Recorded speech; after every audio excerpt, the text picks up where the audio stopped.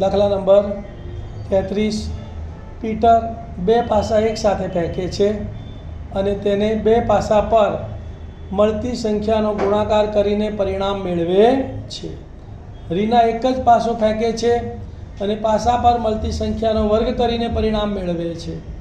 પરિણામ તરીકે સંખ્યા 25 મેળવવાની તક કોના માટે વધારે છે?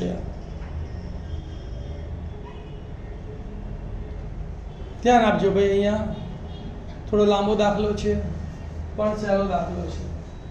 બોર્ડ પર ધ્યાન આપી દો. પીટર એક સાથે બે પાસા ફેંકતા નીચેના પરિણામો મળે છે. પહેલા પાસા ઉપર 1 આવે તો બીજા પાસા ઉપર 1 2 3 4 5 6 કંઈ પણ આવી શકે ને. તો 1 1 1 2 1 3 1 4 1 5 1 6. પહેલા પાસા ઉપર 2 આવે તો બીજા પાસા પર 1 2 3 4 5 6 કંઈ પણ આવી શકે. તો 2 1 2 2 2 3 2 4 2 5 2 6. પહેલા પાસા ઉપર 3 આવે તો બીજા પાસા પર 1 થી 6 કંઈ પણ આવી શકે. તો 3 1 3 2 3 3 3 4 3 5 3 6. પહેલા પાસા ઉપર 4 આવે તો બીજા પાસા પર 1 થી 6 કંઈ પણ આવી શકે. 4 1 4 2 4 3 4 4 4 5 4 6. પહેલા પાસા ઉપર 5 આવે તો બીજા પાસા પર 1 થી 6 કંઈ પણ આવી શકે. 5 1 5 2 5 3 5 4 5 5 5 6. પહેલા પાસા ઉપર 6 આવે તો બીજા પાસા પર 1 થી 6 કંઈ પણ આવી શકે. 6 1 6 2 6 3 6 4 6 5 6 6. તો 6 6 6 36. તો માટે પ્રયોગના શક્ય કુલ પરિણામોની સંખ્યા 36. હવે પ્રશ્ન શું કહે છે કે પાસા પર મળતી સંખ્યાનો ગુણાકાર 25 મળે તેની સંભાવના. આ બધાનો ગુણાકાર કરીને એક જ સંખ્યા એવી છે કે 25 આવે, પાયું પાયું 25. એ સિવાય કોઈ સંખ્યામાં 25 ગુણાકાર આવતો નથી. તો આપણને એક જ પરિણામ મળશે, પાયું પાયું 25 વાળું, બરાબર ને? તારે લઈશું. ધારો કે ઘટના એ બરાબર લાઈન સર લખવાનું પાસા પર મળતી સંખ્યાનો ગુણાકાર 25 છે. તો માટે ઘટનાએ ઉદ્ભવવાના પરિણામોની સંખ્યા કેટલી આવશે? 1. કારણમાં લખવાનું કયું પરિણામ? 5 અને 5. સૂત્ર લખી કાઢીએ.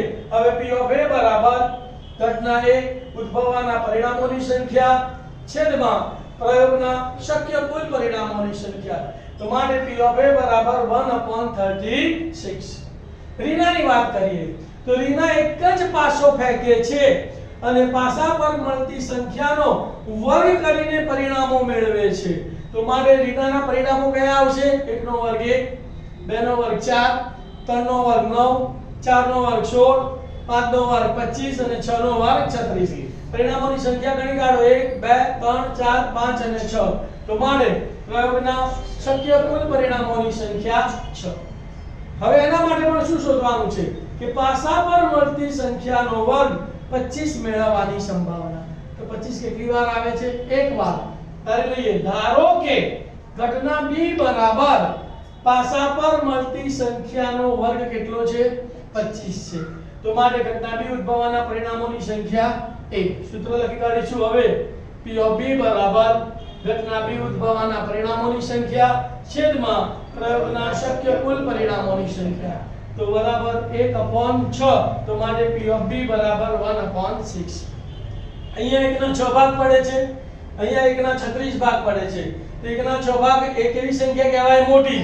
અને 1 ના 36 ભાગ એ નાની સંખ્યા કહેવાય. તો માટે અહીં 1/6 greater than 1/36 છે. માટે રીના માટે તક વધારે છે.